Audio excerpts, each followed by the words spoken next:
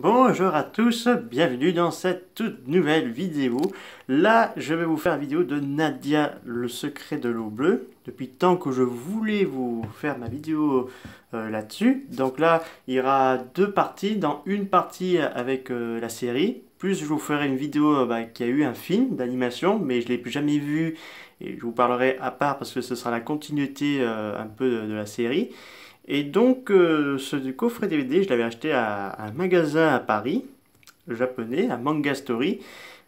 Donc là, j'ai acheté ce coffret parce que j'avais vu à la télé, donc ça m'avait beaucoup attiré. Donc, contenant un livre et 7 DVD, donc je suis bien régalé. Donc, celui qui a réalisé, c'est Hideaki Anno et Shinji Higuchi. Donc, Anno et Higuchi, on les connaît, donc ils ont travaillé ensemble pour Shin Godzilla. Higuchi a réalisé le film live action de l'attaque des Titans. Et Hideaki Anno, c'est lui qui a fait il y a Evangelion, Shin Godzilla, comme je vous ai dit tout à l'heure, et là Shin Ultraman et Shin Kamen Rider, donc bientôt. Alors, le scénario, c'est Kaoru Umeno, Studio Gainax et groupe TA. Et celui qui a fait l'animation, c'est Seiyug. Et le compositeur de la musique, c'est Shiro Sajusi. C'est lui qui a fait Shin Godzilla, L'attaque des Titans et Evangelion. Donc, il faut voyager un peu dans le temps parce qu'au départ, c'était une idée à Anu Miyazaki. Donc, il avait fondé avec Isao Takahata avec le studio Ghibli. Parce que Hayao Miyazaki voulait adapter le roman de 20 milieux sous les mers de Jules Verne, donc dans le studio. Donc elle reprend de nombreux éléments, des personnages. Toutefois, le projet Miyazaki ne se concrétise pas et c'est sous l'impulsion de Nehachika et Toho que la série est commandée au studio Gainax. Car oui, malheureusement, c'est la version de Hayao Miyazaki ne verra pas le jour. Et du coup, c'est Hideaki Anno qui va reprendre le sujet et enfin l'idée, et il va adapter dans cette série qui sera un gros carton. La série sortie en 1990, donc gros réussi. Donc la personnage Nadia, donc vous voyez ici, elle sera très connue au Japon. Elle sera même aux côtés des. Elle sera plutôt très populaire, apparaissant régulièrement dans les classements des personnages aux côtés de Nausicaa de la vallée du vent. Et donc, la série est arrivée chez nous en France, en Italie, aux États-Unis. Donc, il faut savoir que, que dans cette série, il y a beaucoup de points communs avec d'autres franchises, notamment avec le château dans le ciel. Euh, Surtout de ça, parce que au départ, Nadia et Jean, que vous les voyez là, se font d'abord poursuivis par le groupe oula, je me rappelle plus trop, c'est Dora. Non, pas Dora, non, non, je confonds avec le château Robulan maintenant. Ils se font poursuivre par ces. Attendez, je les ai pas leur nom. Non, je les ai pas. Bon, ils se font poursuivre par eux, mais après ils vont devenir amis parce qu'ils vont être ensemble dans des aventures assez incroyables, notamment le Nautilus avec le capitaine Nemo, les méchants Neo Atlante qui veut reprendre la Terre parce que ça leur appartenait à eux, et on va connaître un peu les origines de Nadia. Donc ça se passe à l'époque 1800, l'histoire d'abord ça se passe à Paris, après ça se passe un peu partout dans les océans et tout, on découvre des civilisations, l'animation est top, vraiment bien réussi. Et parce que pour un animé début des années 90, c'est quand même une bonne qualité. On sait qu'à l'époque, quand c'est sorti chez nous en France, ça a été censuré, certains épisodes.